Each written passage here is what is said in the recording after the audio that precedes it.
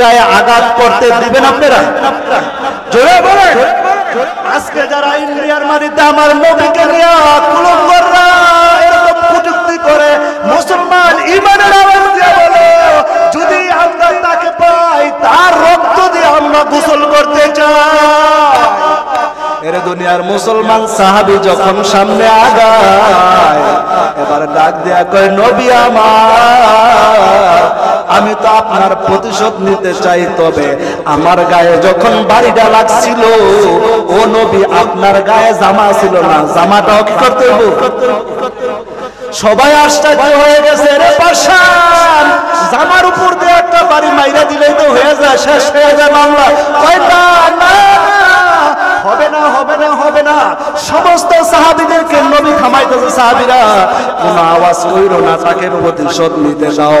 মায়ার নবী যখন সামনে আসছে, যখন জামাটা খুলছে, ওই আল্লাহর নবীর সাহাবী ডাক দিয়া দৌড় ফুরাইয়া তরবারি ওই হাতের থেকে চাবুকটা ফালাইয়া মায়ার নবীকে পাঞ্জাদা ধইরা পিছনের মধ্যে আমার নবীর নবুয়তের চিহ্নর মধ্যে চুমা দিয়া ধরছে। সুবহানাল্লাহ।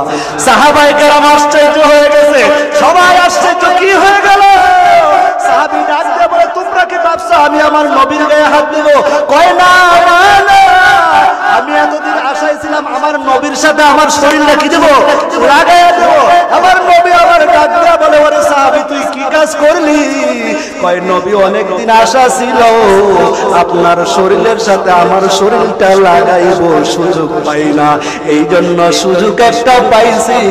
খতমে নবুয়তের মধ্যে চুমা দিয়া নবীকে পাড়ায়া ধরছে। মায়ার নবী হাদিসের মধ্যে কয়, ক্বালান নবী সাল্লাল্লাহু আলাইহি ওয়াসাল্লাম, মান আহাব্বা সুন্নতি ফাকাদ আহাব্বানি ওয়া মান আহাব্বানি কানা মাই ফিল জান্নাহ। যে নবী, যে ব্যক্তি নবীর সুন্নতরে মহব্বত করলো, সে যেন নবীকে মহব্বত করলো, আর যে ব্যক্তি নবীকে মহব্বত করলো, সে কাকে মহব্বত করলো? আর যে ব্যক্তি নবীকে মহব্বত করলো, সাহাবীরে কয়, ওরে সাহাবী তুই তো আমার সাথে জান্নাতি। সুবহানাল্লাহ। এই হলো নবীর আশিক। আজকে তুমি কেমন আশিক? নবীর কোন সুন্নতের খবর নাই, নবীর জীবনে তোমার সুন্নতের কোনো কিনা মিল। এই জন্য আজকে রবিউল আউয়ালের শেষ দিন তোর কাছে শেষ মেসেজটা দিতে চাই। আমার আল্লাহ বলেন, উসিলা তালাশ করো। আজকে আমি যে আয়াত তেলাওয়াত করতেছিলাম, আল্লাহ পাক রব্বুল আলামিন বলতেছেন, বান্দা কি তালাশ করো? আরো জোরে বলেন, কি তালাশ করো? উসিলা তালাশ করো। কি তালাশ করতে বলতেছে? আল্লাহ তাআলা বলতেছেন, ইয়া আইয়ুহাল্লাযীনা আমানুত্তাকুল্লাহ, ইয়া আইয়ুহাল্লাযীনা আমানুত্তাকুল্লাহ ইবতাগু ইলাইহিল ওয়াসিলা। তেরে বান্দা যদি উসিলা তালাশ করো, উসিলা তালাশ করার মাধ্যম হইল নামাজ, উসিলা হইল রোজা, উসিলা হইল যাকাত, উসিলা হইল ওয়াজ মাহফিল, যেখানে দিনের কাজ হয় সেখানে অ্যাটেন্ড করা। আর যদি তুমি উসিলা নিয়ে আগাও, আমার আল্লাহ তোমার জন্য জান্নাতের দরজা খুলে বসে আছে। আর যদি তুমি ওই জাহান্নামের রাস্তায় যাও, কত মানুষ দেখবা স্বামী আর স্ত্রী একসাথে বিছানার মধ্যে ঘুমায়, সকালবেলা স্বামী আর উঠে না, এমন ইতিহাস আছে না নাই? সন্তান মার সাথে ঘুমাইছে একসাথে এক বিছানার মধ্যে, সকালবেলা মার কথা বলে না। এরপর তার মা আর বাহাদুরি করবি না। ওই যখন তুমি নববধূ সাইজা ঘরের মধ্যে ঢুকছো লাল শাড়ি পরে, তোমাকে কত মানুষ বাতাস দিছে, কত মানুষ না দেখার জন্য আসছে। আরেকটা সময় আসবে রে মা, ওই লাল কাপড় আর থাকবে না, 5 টুকরা সাদা কাপড় দিবে, শেষ বিদায়ের গোসল দিয়া তোমাকে বিদায় দিবে। এই সময়টা কি তোমার আমার আসবে কি আসবে না? যদি আয়েশা তাকে মুসলমান তোর পায়ের উপর হাত রেখে বলি, ও পর্দার মা, নামাজ রোজা কোন সময় বাহানা করে নষ্ট করবো না। রাসূলের চরিত্র তোমার জীবনের মধ্যে লাগায়া দেখো, নামাজ পড়বা মজা পাইবা, রোজা করবা মজা পাইবা, আমার আল্লাহরে ডাকবা মজা পাইবা। এই জন্য কবি বলেন হামদে বেহর মার খোদায়ে পাকরা আকে ঈমান দাদে মুশতে খাকরা আকে ঈমান দমদমিদ ওরহরা দাদে আসে তুফান জাত ওহরা। আজকে থেকে ওয়াদা করিয়া নেই, যতদিন বাইচা থাকি আল্লাহর রাসূলের বিরোধিতা করব না, কোরআন মাজিদ মাদ্রাসা মসজিদের পক্ষে থাকবো। কারা কারা হাত উঠায় আল্লাহর এলাকা, আল্লাহ তাআলাকে জোরে একটা ডাক দাও আল্লাহ, আরো জোরে ডাক দাও আল্লাহ, আর গুনাহ করব না আল্লাহ। আল্লাহ তুমি আমার ভাইজানের হাতগুলি কবুল করে নাও। আসসালামু আলাইকুম ওয়া রাহমাতুল্লাহি ওয়া বারাকাতুহু।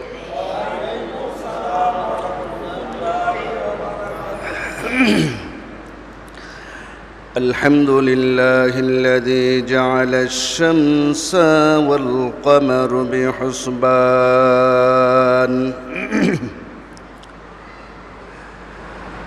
والنجم والشجر يسجدان وفضل زمانا على زمان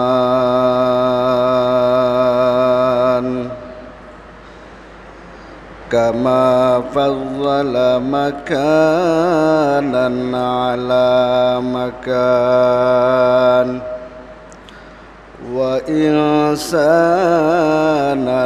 على إنسان ونشهد أن لا إله إلا الله وحده لا شريك له فلا ضد له ولا ند له ولا مثل له ولا مثيل له ونشهد أن سيدنا وسندنا وحبيبنا وحبيب ربنا وطبيبنا وطبيب قلوبنا ومولانا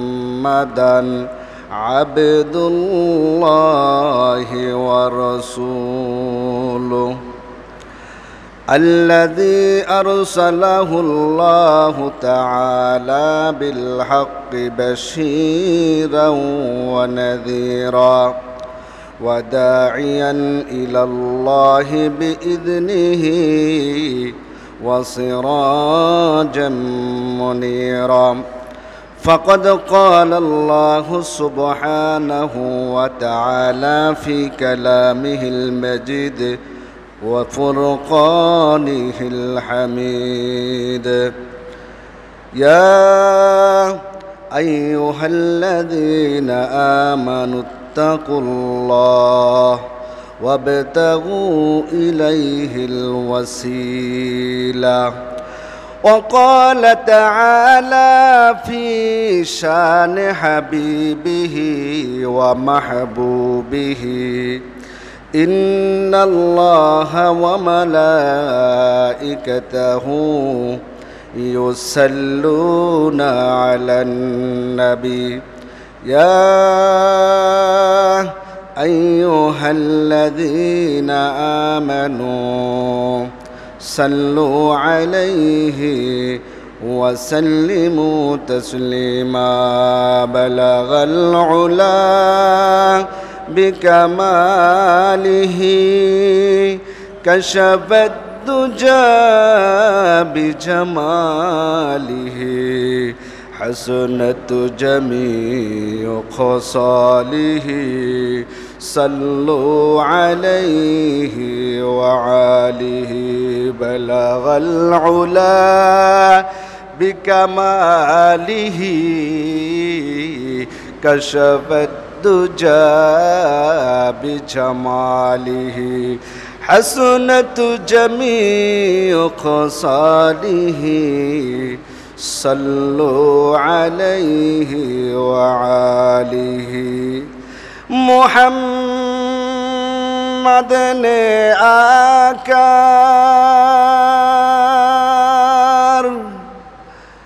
कुफ्र को मिटाया कुफ्र को मिटा कर सदाकत बताया बलगल उला बिकमालिही कशफत दुजा बिजमालिही हसनत जमीअ ख़सालिही सल्लु अलैहि व आलिहि ला इलाहा इल्लल्लाह ला इलाहा इल्लल्लाह ला इलाहा इल्लल्लाह ला इलाहा इल्लल्लाह ला इलाहा इल्लल्लाह ला इलाहा इल्लल्लाह ला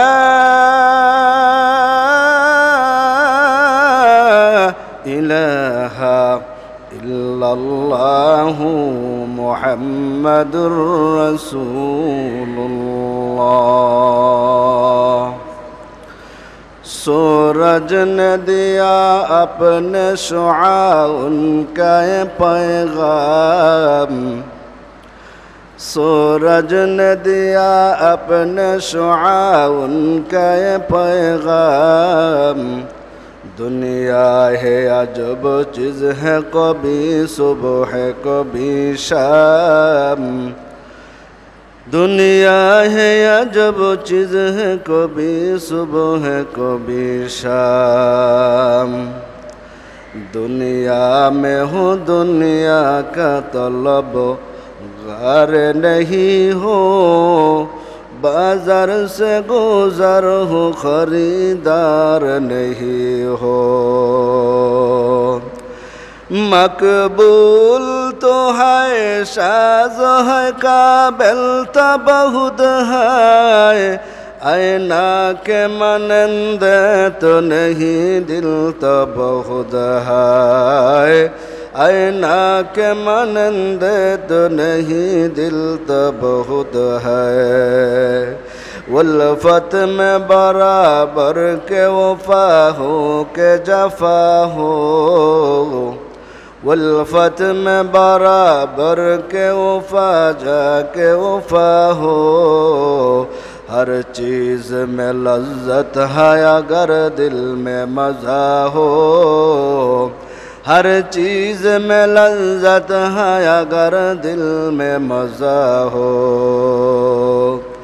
तकबीर में कलमा में नमाज़ों में अजा में तकबीर में कलमा में नमाज़ों में अजा में है नाम इलाही से मिला नाम मुहम्मद है नाम इलाही से मिला नाम मुहम्मद सुब्हानक ला इल्म लना इल्ला मा अल्लमतना इन्नका अंतल अलीमुल हकीम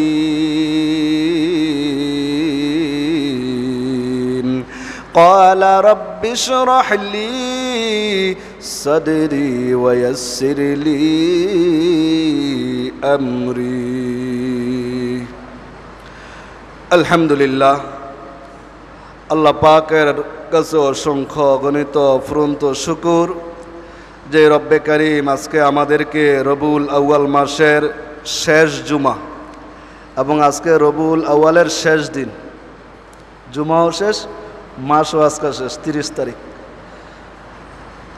আল্লাহ পাক আমাদেরকে জুমার নামাজ আদায়ে লগলে তার ঘরে আসা এবং বসার সুযোগ করে দিলেন। এই জন্য কোনো কৃপণতা না করে, কোনো বখিলতা না করে, মহান মালিবের দেওয়া জবান দিয়া, উচ্চ আওয়াজে মধুর আওয়াজ দিয়া সবাই একসাথে চিৎকার করে কালিমাতুশ শুকুর আদায় করি, আলহামদুলিল্লাহ। উপরে মাইকের আওয়াজ চলতেছে, আমার পর্দার আড়ালের সম্মানিতা মা ও বোনেরা, রসুল করিম সাল্লাল্লাহু আলাইহি ওয়াসাল্লামের জীবনী আলোচনা চলতেছে। যদি মাইকের আওয়াজ আপনাদের কাছে পৌঁছে থাকে খুব খেয়াল করে শুনবেন। তারপরে লক্ষ কোটি সালাম ও সুজুদ আকায়ে নামদার তাজদার মদিনা সরওয়ারে কায়নাত দুজাহানের বাদশাহ জনাবে মোহাম্মদ মুস্তাফা আহমদ মুস্তাফা সাল্লাল্লাহু আলাইহি ওয়াসাল্লামের উপর লক্ষ কোটি সালাম এবং সুজুদ। যাকে না পাইলে আজকে এই আসমান আর জমিন আর আপনি আর আমি কিছুই কি হইতো না, হয়তো। এই জন্য কবি তো বলেন, মোহাম্মদ কো আগার পয়দা না হতি আসমা ও জমিন পয়দা না হতি। হিন্দি তো ভালো বুঝেন, সবার ঘরে তো হিন্দি সিরিয়াল চলে, এখন হিন্দি পোলাপেন্টের শিখান লাগে না, আমার চেয়ে ভালো বুঝে। মানুষের কথা কি কম, আমার মেয়ের হইতে দেখি আমার লাগে হিন্দিতে কথা কও। হ্যাঁ, পোলাপেন হিন্দি খুব বুঝে, বাংলার চেয়ে ভালো বুঝে। আবার এমন হয়ে গেছে গা, মুসলমান বাংলার জন্য, বাংলা ভাষার জন্য আন্দোলন করছে। এখন বাংলা ভাষা 21শে ফেব্রুয়ারি, তারপরে যত দিন আছে সব ইংলিশে করে, কিন্তু আন্দোলন করছে বাংলার জন্য, বাংলা ভাষার জন্য। কোনো মিল নাই, তালের সাথে চলছে তো চলছে। এই জন্য মুহাম্মদুর রাসূলুল্লাহ সাল্লাল্লাহু আলাইহি ওয়াসাল্লামকে আল্লাহ তাআলা এই জমানার মধ্যে, এমন এক সময়ের মধ্যে আল্লাহ পাকের পয়গাম্বরকে আল্লাহ পাঠাইছে, যেই জমানার মধ্যে বাবা তার নিজ মেয়েকে জীবন্ত দাফন দিত। কন্যা সন্তান হইলে তাদের মন কালা হয়ে যেত। কাবা শরীফের মধ্যে বিবস্ত্র অবস্থায় মূর্তি রেখা তওয়াফ করছে। ওই যুগের থেকে এই যুগ ভালো না ওই যুগ ভালো ছিল? এই যুগ ভালো না? ওইটা ছিল কঠিন অন্ধকারের এক যুগ। কিন্তু ওই যুগের মধ্যে আল্লাহ তাআলা মুহাম্মদুর রাসূলুল্লাহ সাল্লাল্লাহু আলাইহি সাল্লামকে পাঠায়া এই অন্ধকারে আল্লাহ তাআলা আলোকিত করে দিয়েছেন। কিয়ামত পর্যন্ত আর কোনো নবী আসবে না, এই নবীওয়ালা কাজ নবীর উম্মতেরকে আল্লাহ তাআলা দিয়েছে। আল্লাহ পাক তো নিজেই বলেন, কুনতুম খায়রা উম্মাতিন উখরিজাত লিন্নাস তা'মুরুনা বিল মারুফ ওয়া তানহাউনা আনিল মুনকার। এই দায়িত্ব এখন উম্মতের উপর। হাসরের ময়দানে যখন 9,30 মাইল উপরে সূর্য এখন দুনিয়ার থেকে, 9,30,00,000 মাইল উপরে, ওইখান থেকে তাপ দেয়, গরমে পাগলের মতো হয়ে যায়। হাসরের ময়দানে যখন মাথার আধা হাত, কয় ফুট হয় আধাতে, এই কয় ইঞ্চি আধাত, এই সূর্যটা যদি মাথার উপরে দেওয়া হয়, আপনি বুঝেন কি অবস্থাটা হবে। তখন সমস্ত মানুষ পেরেশানি করবে যে আল্লাহ তুমি বিচার কাম শুরু করো, তাড়াতাড়ি শেষ করো। আর কি করা যাইতেছে না, সহ্য করা যাইতেছে না। এবং সমস্ত নবীরা তার উম্মতের কাছে যাইব, কিন্তু নবীরা প্রত্যেক নবী কি বলবো, নফসি নফসি। আর আমরা যেই নবীর উম্মত সেই নবী কি বলবে, উম্মতি উম্মতি। এই জন্য দেখবেন মা তার সন্তানের কথা ভাইবা নিজের জীবন যৌবনকে কি করে দেয়, উৎসর্গ করে দেয়। আল্লাহ পাক রব্বুল আলামিনের পয়গম্বর মুসা আলাইহিস সালাতু ওয়াস সালাম আল্লাহকে প্রশ্ন করো, আল্লাহ তুমি বান্দাদেরকে কত ভালোবাসো একটু জানতে চাই। কি প্রশ্ন? বান্দাদেরকে কত ভালোবাসো? আল্লাহ পাক রব্বুল আলামিন মুসা পয়গম্বরকে ডাক দেয়, মুসা পয়গম্বর তুমি জানতে চাও? আল্লাহ পাকের পয়গম্বর মুসা কয়, মালিক তুমি বান্দাদেরকে কত ভালোবাসো একটু জানতে চাই। আল্লাহ পাক রব্বুল আলামিন মুসা পয়গম্বরকে বলেন, পয়গম্বর তুমি জঙ্গলের মধ্যে যাও, একটা চমৎকার ঘটনা তুমি সেখানে দেখতে পাইবা, আমি আল্লাহ বান্দাকে কত ভালোবাসি। প্রশ্ন তো করছে, এখন জানার তো ইচ্ছা হয়েছে, এখন যাইতে তো হইব। মুসা পয়গম্বরকে ডাক দিয়া বলে, আল্লাহ আল্লাহ ডাক দিয়ে বলে, দয়ার মালিক, আমি তো তোমার কাছে জানতে চাই তুমি বান্দা বানাইছো, তুমি বান্দাকে কত ভালোবাসো। আল্লাহ পাক মুসা পয়গম্বর রে কয়, ও মুসা পয়গম্বর, দুনিয়াটা আমি বানাইছি 100 ভাগ মোহাব্বত দিয়া, 99 ভাগ মোহাব্বত আমি আল্লাহর কাছে রেখে দিয়েছি, আর 1 ভাগের মধ্যে এইটারে আবার 99 ভাগ করে মোহাম্মদ রে 99 ভাগ দিছি, আর বাকি ওই 99-এর 1 অংশ দিয়া সমস্ত দুনিয়ার মানুষকে আমি আল্লাহ দিয়েছি। সুবহানাল্লাহ। মুসা পয়গম্বরের এখন দিলের ভিতরে আগ্রহ, আল্লাহ বান্দাকে কত ভালোবাসে প্রশ্ন করছে, দেখার ইচ্ছা। আল্লাহ বলেন, তুমি জঙ্গলে চলে যাও। মুসা পয়গম্বর জঙ্গলের ভিতরে রওয়ানা, যায়া দেখে অবৈধ 2 জন ছেলে আর মেয়ে প্রেমিক প্রেমিকা গল্প করতেছে, যেটা নাজায়েজ ভালোবাসা। আল্লাহ পাকের পয়গম্বর যায়া দেখতেছে 2 জন, একজন পুরুষ আর একজন মেয়ে কি করতেছে বৈশা, কিন্তু কথার লগে কোনো মিল নাই। আল্লাহর কাছে প্রশ্ন করলাম, আল্লাহ আমি জানতে চাই তুমি বান্দাকে কত ভালো।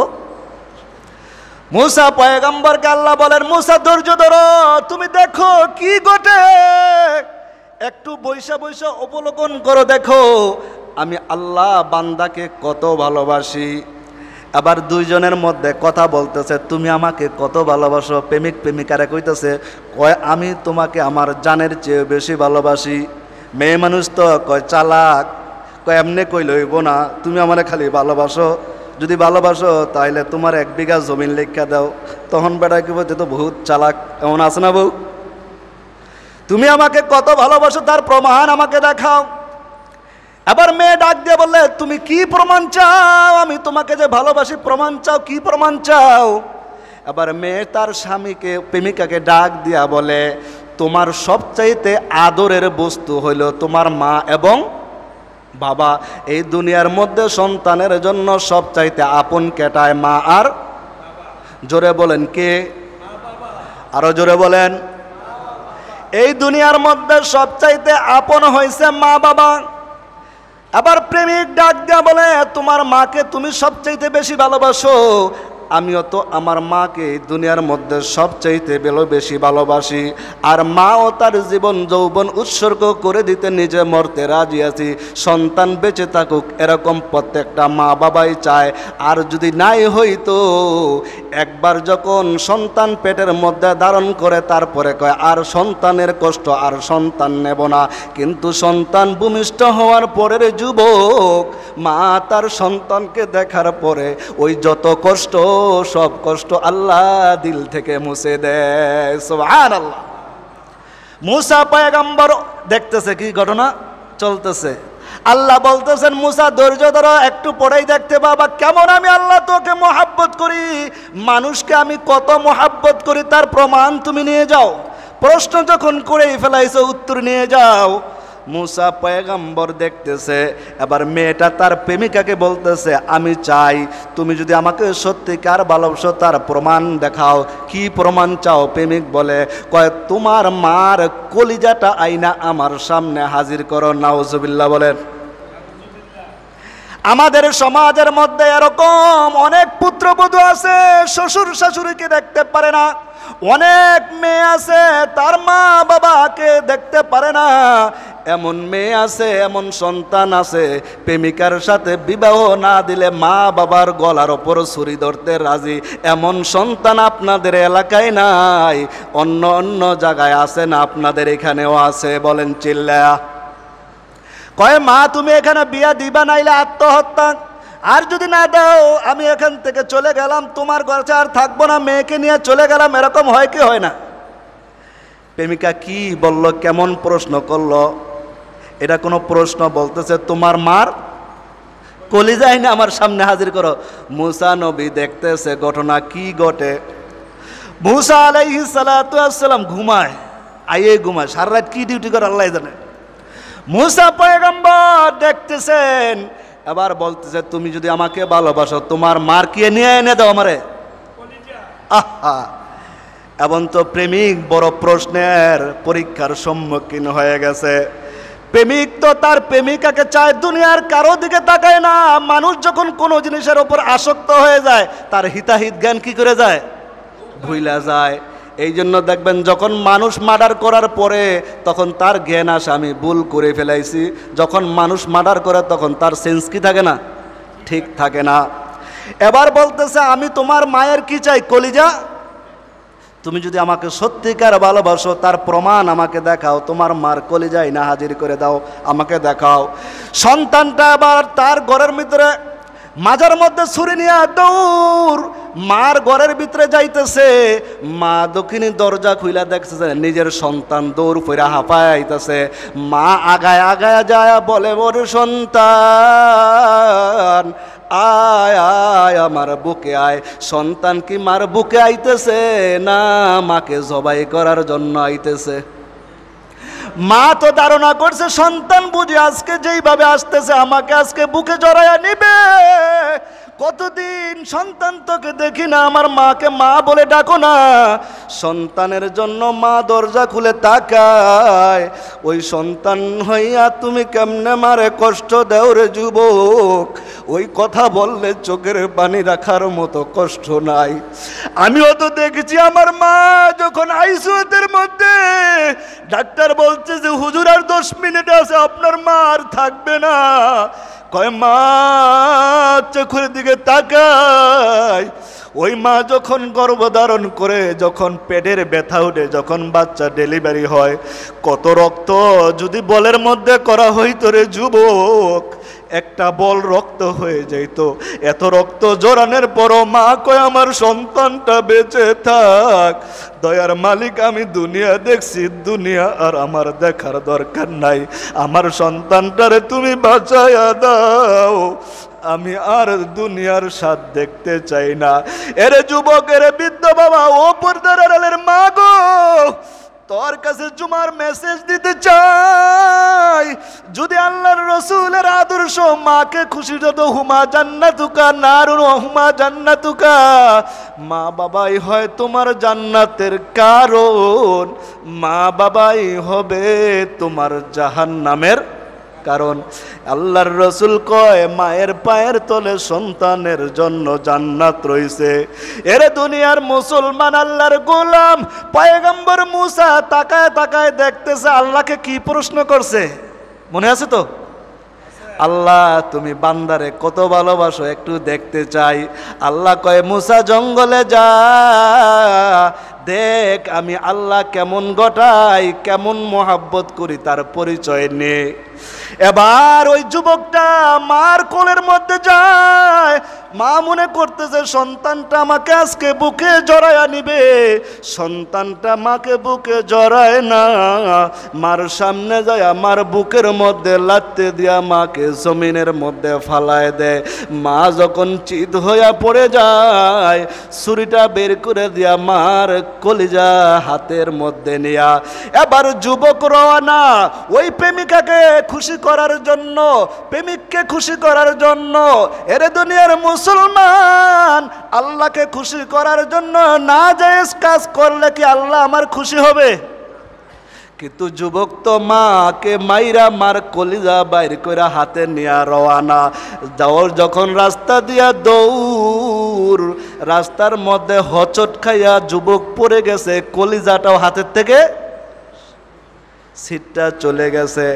যখন যুবকের হাত থেকে কলিজাটা সিটটা চলে গেছে, আমার আল্লাহ ওই কুদরতি ভাবে কলিজার জবান খুলে দিছে। আল্লাহু আকবার।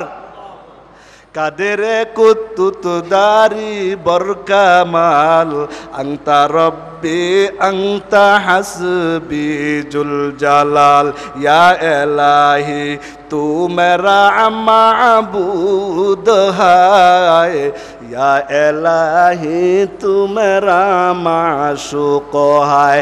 এবার চিল্লায়া বলেন মরা গাছেও কথা বলাইতে পারে এই শক্তি কি আমার আল্লাহর আছে না নাই? জোরে বলেন, আরো জোরে বলেন আছে না নাই? আরে মায়ার নবী খেজুর গাছের মধ্যে, মরা খেজুর গাছে দাঁড়ায়া খুতবা দিত। কি গাছে?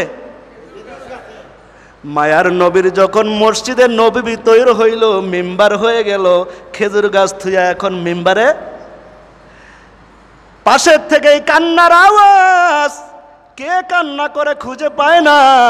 হঠাৎ কইরা দেখতেছে খেজুর গাছ মানুষের মতো কান্না করে। এবার ডাক দিয়া বলে, ও গাছ তুই কেন কান্না করো? খেজুর গাছের জবান আমার আল্লাহ খুলে দিল। নবী আপনি এতদিন আমার ওপর দাঁড়ায়া খুতবা দিতেন, আমার দিলটা বড় ভালো লাগতো। আজকে আমাকে চাইরা আপনি নতুন মিম্বারে খুতবা দেন, বিরহের জ্বালায় আমি কান্দি। সুবহানাল্লাহ। এরে মুসলমান, আল্লাহর গোলাম, ওই বান্দা যখন পড়ে গেছে, হাতের থেকে কি পড়ে গেছে? মার কলিজার থেকে জবাব আসে, মা তার সন্তানকে কত ভালোবাসে। আমার আল্লাহ মুসা পয়গাম্বর রে বুঝায়, আমি আল্লাহ বান্দাকে তাহলে কত বলিব। এবার কলিজায় বলে, ওরে সন্তান পইরা গেছো, আমি মাকে জবাই করে কলিজা বের করে নিয়েছো, কোনো দুঃখ নাই রে সন্তান।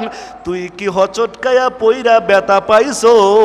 এই ব্যথা আমার মা, আমি মা হইয়া সইতে পারি না। আমি মার কলিজা কাটছো, দুঃখ নাই, হচট খায়া পড়ছো, এটা আমি মার দুঃখ লাগে। মুসা পয়গম্বর দেখা আর সহ্য করতে পারে নাই। মুসা পয়গম্বর চোখের পানি ফেলে দিয়া ডাক দে, আল্লাহ এই মার যদি এত মহাব্বত হয় সন্তানের প্রতি, আল্লাহ গো তোমার কোনো সন্তানও নাই, তোমার কোনো বিবিও নাই, তোমার ঘর সংসারও নাই, তাহলে তোমার জানি কত মায়া।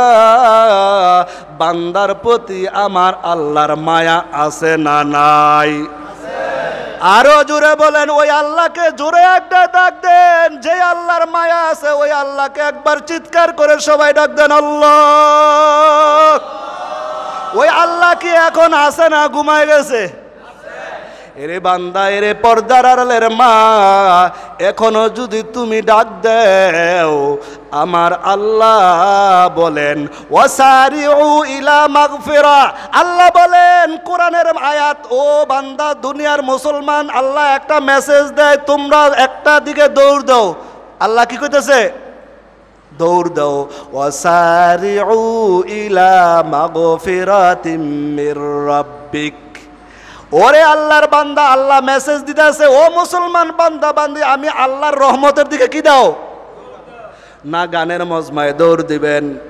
বুঝা শুইনা দৌড় দৌড়ে বাবা, এখনো সময় আছে, নিজের যৌবনটারে কন্ট্রোল কইরা একটু দৌড় দাও।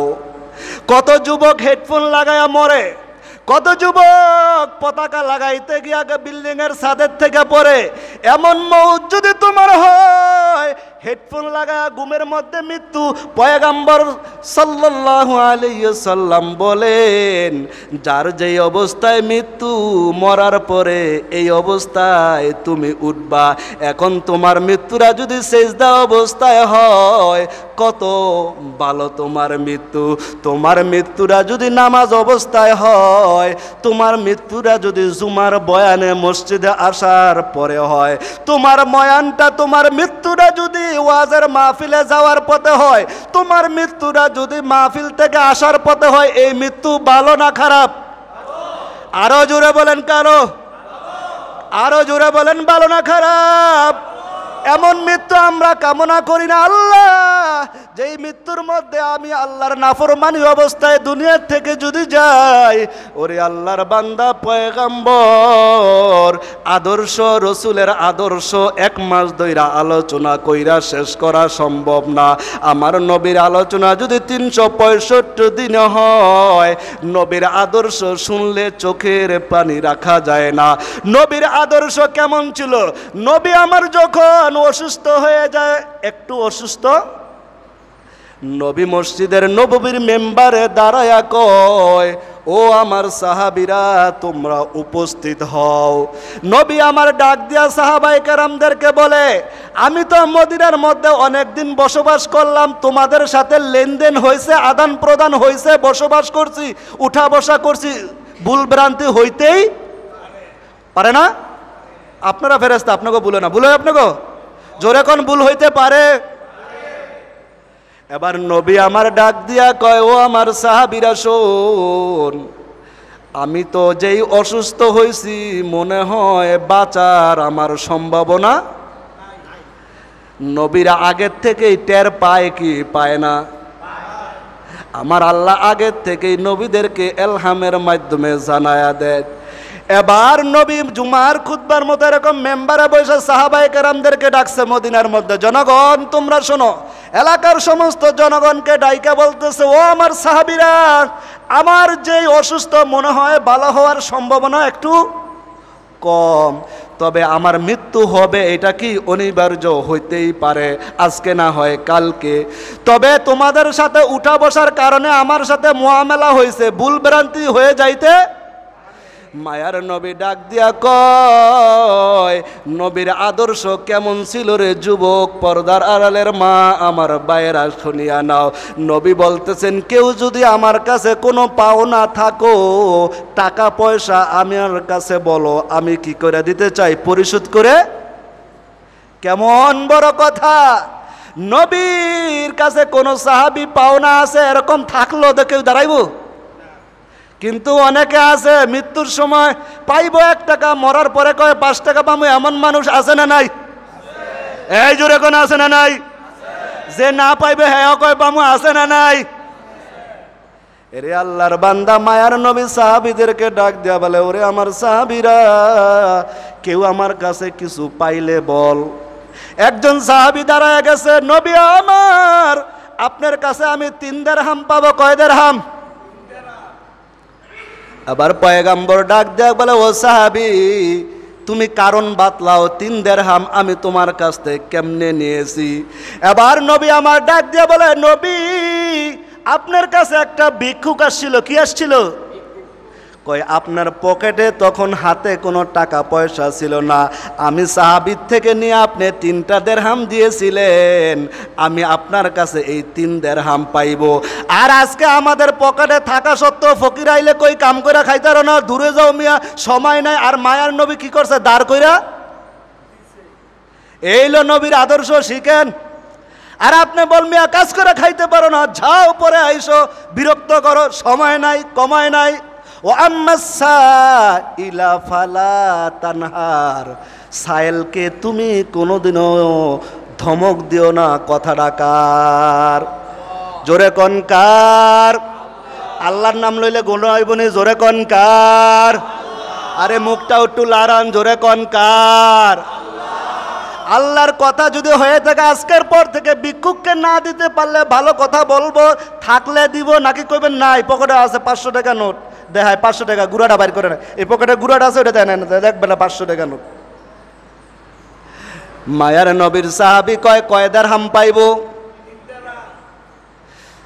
এবার রসুলের চাচাতো ভাই, এই যে এই ব্যক্তির নাম, রসুলের চাচাতো ভাইয়ের নাম ফজল ইবনে আব্দুল্লাহ। আল্লাহু আকবার।